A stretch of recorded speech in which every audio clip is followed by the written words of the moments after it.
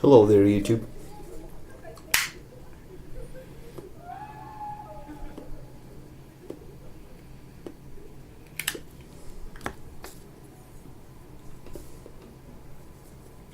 Late evening. Someone is yelling right outside the window. Oh well. Cannot help it. Last time it was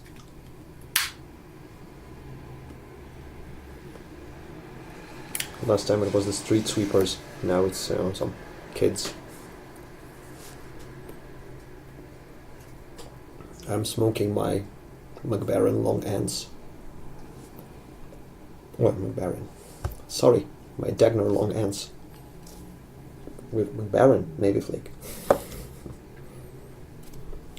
Didn't bother to remove the obligatory smoking kills label from the tin. Oh well. Long time no see. Sorry about that. I might get straight to business. This video will probably be split in two. There won't be enough memory on the phone. I was asked several times, both here and on Instagram, if there was, a Russian pipe or tobacco manufacturer that I could recommend or review. And I'm not ready to, give a full-on review on tobacco production in Russia, but there's an interesting story, a baffling story I'd like to share with you people, because I think that will happen. That may happen only in Russia. Peter, I'm not drinking my Greenfield tea. That will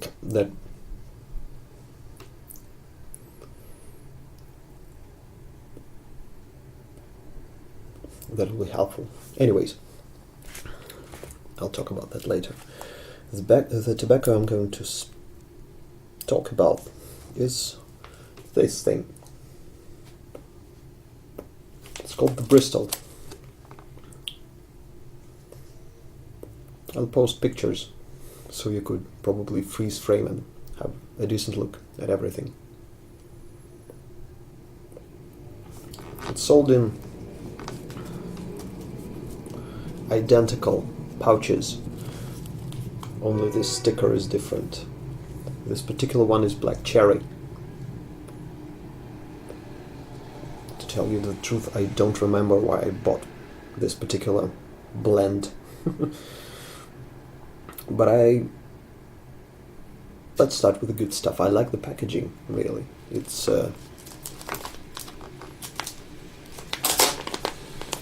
essentially a Ziploc bag. It's pretty airtight. The packaging is minimal. It actually says the contents is described on the sticker.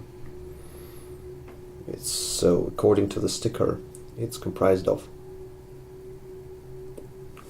Virginia, Brazil. I'm just reading it. Virginia, Brazil, 25%. Virginia, Zimbabwe, 15%. Black Cavendish, 35%.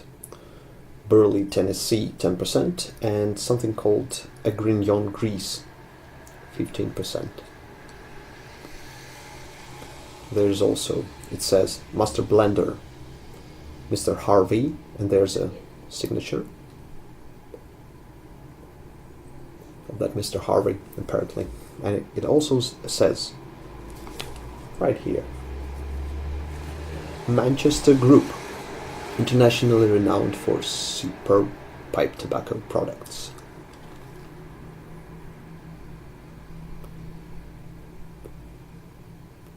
Apparently, they present themselves as a joint venture between, well, at first it was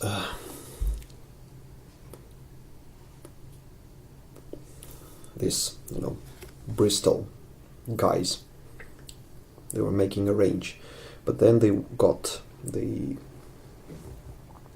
faced some financial difficulties, and they ended up selling their whole, tobacco manufacturing part of their business to the largest manufacturer of tobacco products in Russia, is the Polgar factory in Bryansk Oblast. I know I haven't tried any of the Polgar tobaccos, but they are universally panned by people on the forums in Russia, so I'm not even bothering with those.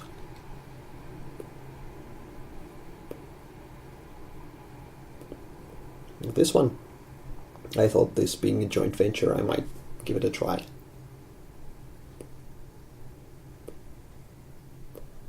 I'll put the picture of the cut somewhere over here. The cut is, I don't know, okay, nothing spectacular. Doesn't look like it has 35% of Black Cavendish. I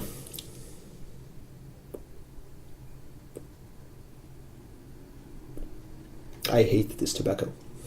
Let me tell you that. Couldn't finish a single bowl. I'm not a cigarette smoker or a former cigarette smoker, so cannot report on that, but as far as I can understand, it's kind of similar to smoking, cheap cigarettes. It's very, very abrasive, and the pouch note reminds somewhat of cherry, but it's very chemical, and it evaporates, almost instantaneously, and you're left with this very, very harsh tobacco taste.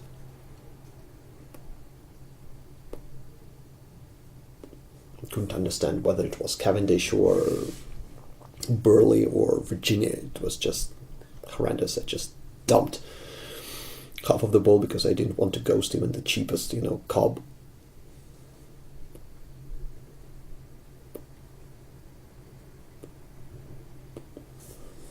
So I thought, oh well, my first experience was,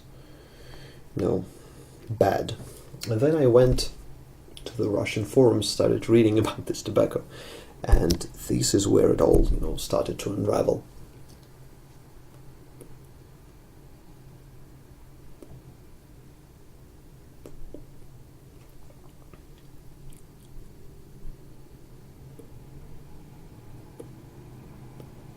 I learned about this whole story that it was an independent company that got, that eventually ended up selling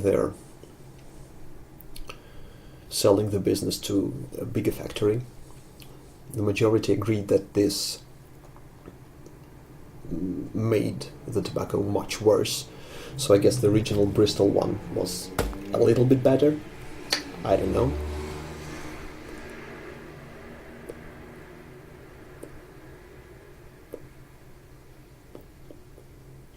And none of the people on the forum spoke about the Manchester group that is mentioned on the tin, on the pouch.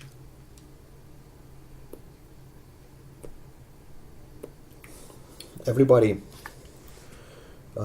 assumed that this tobacco was this, and the whole range. There's around 6 different pouches. I haven't tried any because with the material and the essential parts are so bad, so how can you expect anything to be better? But the people were under the impression that it was all blended by a single lady that is, I think, currently working at the Polgar factory as the master blender, essentially.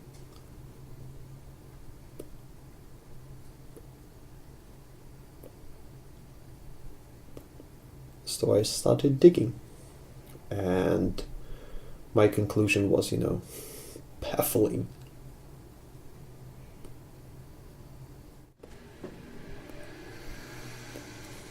So I started digging, and it all looked fishy to me. Bristol, established 1891. What date is that? What company is that?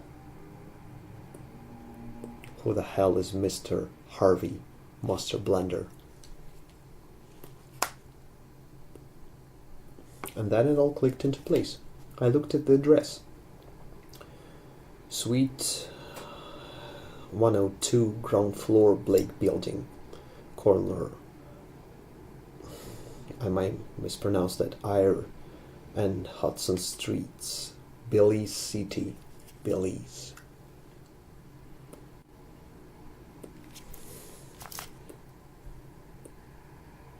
Belize is a small country in Central America.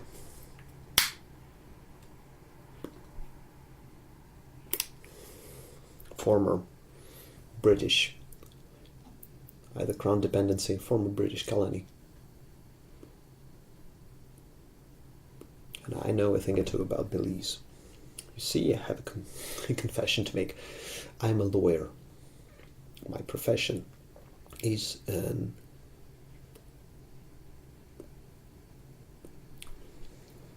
what is called, I think, an in-house attorney of the International Legal Department.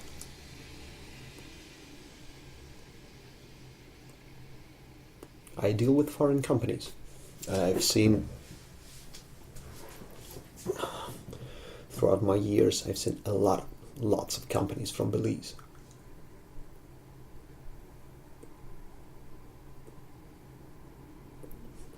Belize, being a small country, somewhere in Central America, is a great destination for so-called shell companies. That is, companies that exist as a legal entity, but they don't do business. They're just there. They're used for different funny purposes.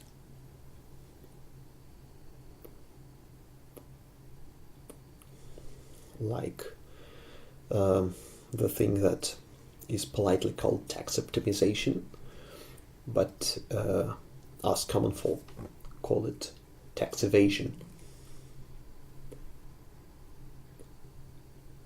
They are also used as a part of bigger groups of companies to hide who owns what.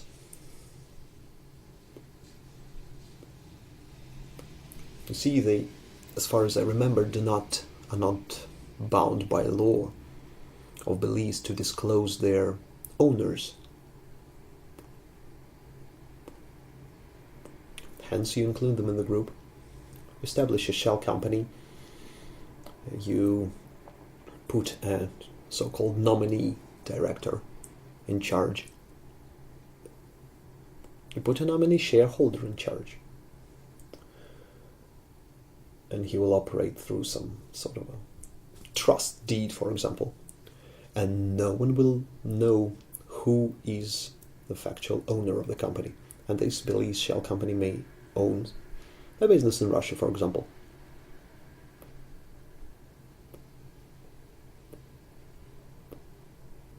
Say it owns 60% of the shares of a Russian company. There's no possible way to find out who is in fact the owner.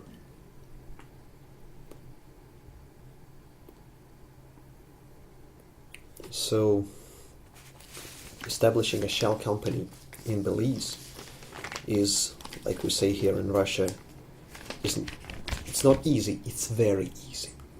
And either I'm mistaken and I'll have to apologize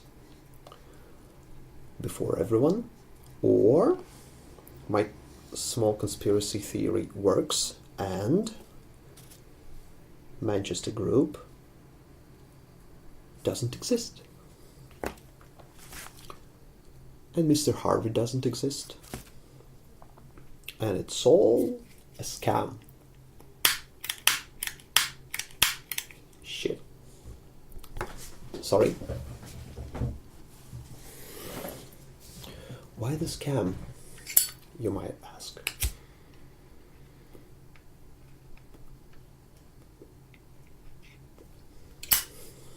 Why should they hide? Establish a shell company. Maybe they didn't establish it, maybe they just put the address, on the pouch. So why bother? And this is where this thing comes into play. I showed you that. That's a tea bag. Everything here is in English. Finally selected specialty tea, Greenfield, Kenyan Sunrise. Only this is not manufactured abroad. It's manufactured in Russia. If you read the description carefully and the packaging carefully, you will know that this is in fact manufactured in Russia. It's a Russian company.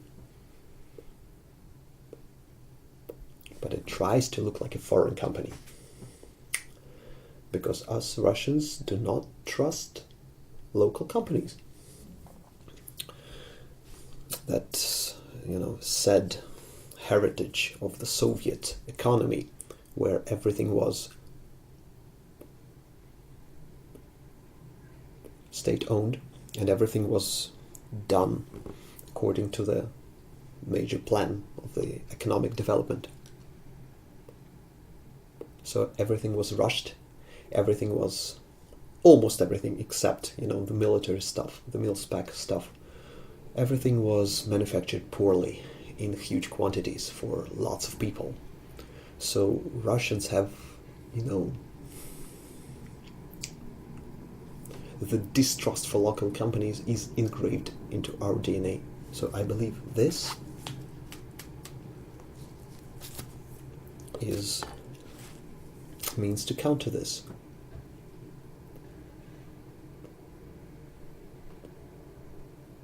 They're trying to say we're not, the Pogar factory in where it's situated in Bryanskaya Oblast. We're a joint venture.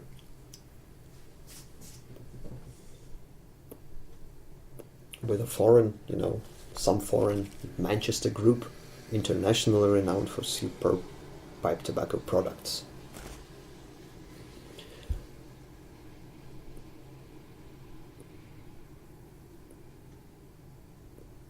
I do not know, by the way, if it was done by Bristol when it was a separate company. I believe it was done when they were a separate company. And the Pogar factory just, inherited it and went with the whole thing.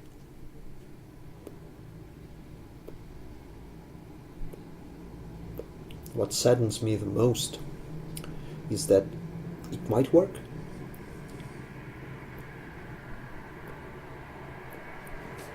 I have a natural tendency to question stuff. I am familiar with, if you see a company from Belize, 9 times out of 10 it will be a shell company.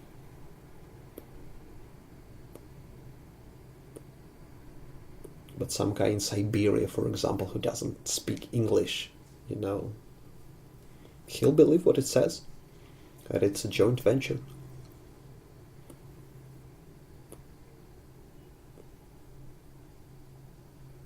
He'll have higher expectations than just expectations for a Pogar factory tobacco.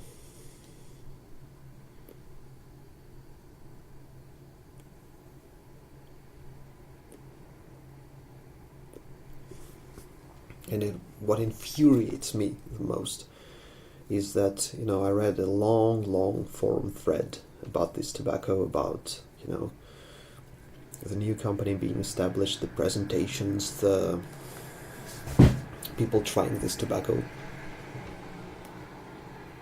saying the pros and cons, what they think about this. Then I learned that the thread goes on throughout the throughout the whole process of the business, being sold.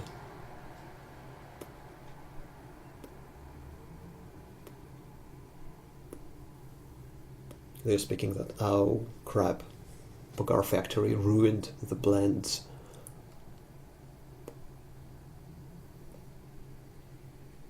Yet from time to time, someone says, "What is it? A joint venture?" And everybody else replies, "Joint venture, yeah, right." And no one seems to bother. No one seems to care that it, provides misleading information on the pouch.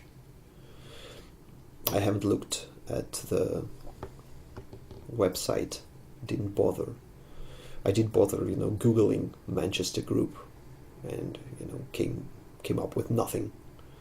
Googled the address. There's a bunch of different companies and businesses at this address. You see, Suite 102, ground floor. So that's a multi-story building, probably a couple of businesses in each room. So there you have it. That's my experience with my, up until now, sole experience with Russian tobacco. I know there are there's Vorontsov pipe tobacco, but it's not manufactured in Russia, it's manufactured in Germany, and just branded here. There's the Pogar factory tobacco that is, everybody says it's crap, even here in Russia, given that we do not have a pipe smoking tradition, so our palates are not that refined.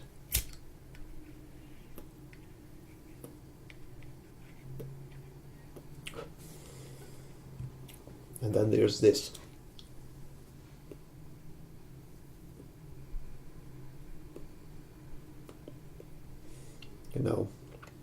What puts me off more is the fact that they are using this, ridiculous joint venture scheme or ruse, or whatever you'd like to call it, to make, uneducated people buy their tobacco. Or is it just the fact that it's crappy tobacco? What baffles me, what discourages me more, what's more depressing, you can take a pick. Myself, I wash my hands on the whole case. Won't be trying this. And this one goes straight into the garbage bin.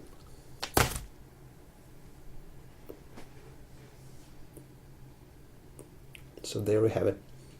Small taste of a, Russian business.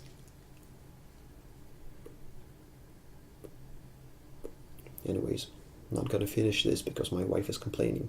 I'm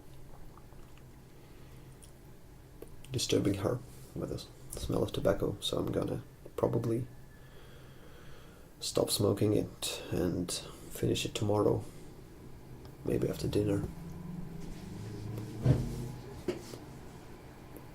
I'll try maybe make another video tomorrow. Maybe it'll be outside because there's actually first snow out there. So the autumn is coming to pass. I hope everyone has great weekend, productive and fun, with good quality and honest tobacco.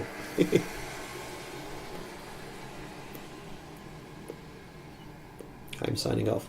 Probably won't post this video till Monday because I'll have to, cut everything, so sorry. But for now, thank you for dropping by.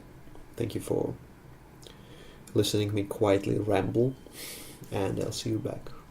See you soon with another video. Goodbye, people.